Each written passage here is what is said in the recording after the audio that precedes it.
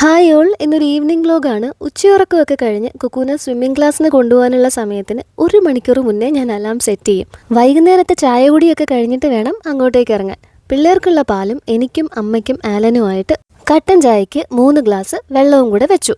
സ്വിമ്മിങ്ങിന് പോണേന് മുന്നേ വയറങ്ങനെ ഒരുപാട് ഫുള്ളാക്കി കഴിഞ്ഞാൽ കുക്കൂന് വയറുവേദന എടുക്കും. അതുകൊണ്ട് വൈകുന്നേരം ഇപ്പോൾ ചായക്ക് ഓരോ ഏത്തപ്പഴമാണ് ഞാൻ 2 പേർക്കും കൊടുത്തത്. ഡെലിവറി വ്ലോഗിൻ്റെ അന്ന് ഞാൻ ഇട്ടിരുന്ന ഡ്രസ്സില്ലേ ബാക്കിൽ കെട്ടുള്ളത്, അതേ പാറ്റേണിൽ ഞാൻ 2 എണ്ണം കൂടെ ഓർഡർ ചെയ്തിട്ടുണ്ടായിരുന്നു. ഒന്ന് വേൾഡ് കപ്പിൻ്റെ അന്നത്തെ വീഡിയോയിൽ ഇട്ടിരുന്നു, ഒന്നിത്. എന്തോ നല്ല ഭംഗിയാണ് ഇട്ടാൽ. ഡ്രസ്സ് ഷേപ്പ് ചെയ്യുന്നതിനെ കുറിച്ച് നമ്മൾ ചിന്തിക്കുകയേ വേണ്ട. ബാക്കിലെ ആ കെട്ട് നല്ല പരുവത്തിന് അങ്ങോട്ട് കെട്ടിയാൽ ഡ്രസ്സ് നല്ല ഷേപ്പായിട്ടിരിക്കും. അഥവാ എന്തെങ്കിലും കഴിച്ച് വയറിത്തിരി പൊങ്ങിയാൽ കെട്ടൊന്ന് ലൂസാക്കിയാൽ മതി. റേറ്റ് ആണെങ്കിലോ 300-350 രൂപയ്ക്കകത്ത് എങ്ങാണ്ടേ ഉള്ളൂ.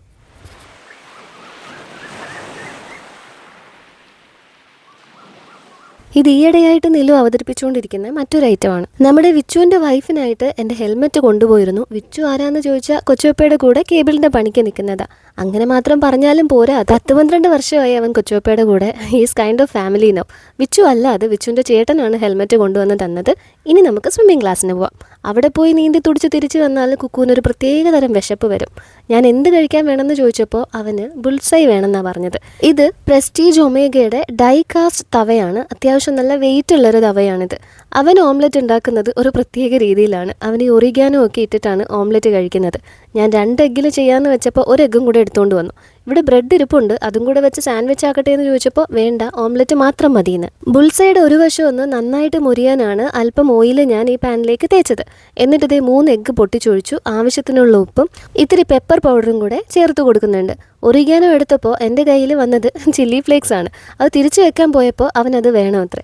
ഇട്ടപ്പോഴാണെങ്കിൽ കുറച്ച് കൂടിയും പോയി. പിന്നെ അവൻ എന്നെയും ആലനെയും പോലെ തന്നെ നല്ല രീതിക്ക് എരിവൊക്കെ കഴിക്കും. അതുകൊണ്ട് ഇത് കുഴപ്പമില്ല. കഴിക്കാൻ സമയത്ത് സ്പൂൺ വെച്ച് അതൊന്ന് മിക്സ് ചെയ്ത് എല്ലായിടത്തും സ്പ്രെഡ് ചെയ്തിട്ട് കഴിക്കുന്നൊക്കെ ഞാൻ പറഞ്ഞിട്ടുണ്ട്. ഒറിഗാനോയുടെ ടേസ്റ്റ് അങ്ങനെ എല്ലാവർക്കും ഇഷ്ടപ്പെടണമെന്നില്ല. ലില്ലിയമ്മച്ചിക്കൊന്നും കണ്ണെടുത്താൽ കണ്ടുകൂടാ. നിങ്ങൾ ട്രൈ ചെയ്ത് നോക്കൂ കേട്ടോ.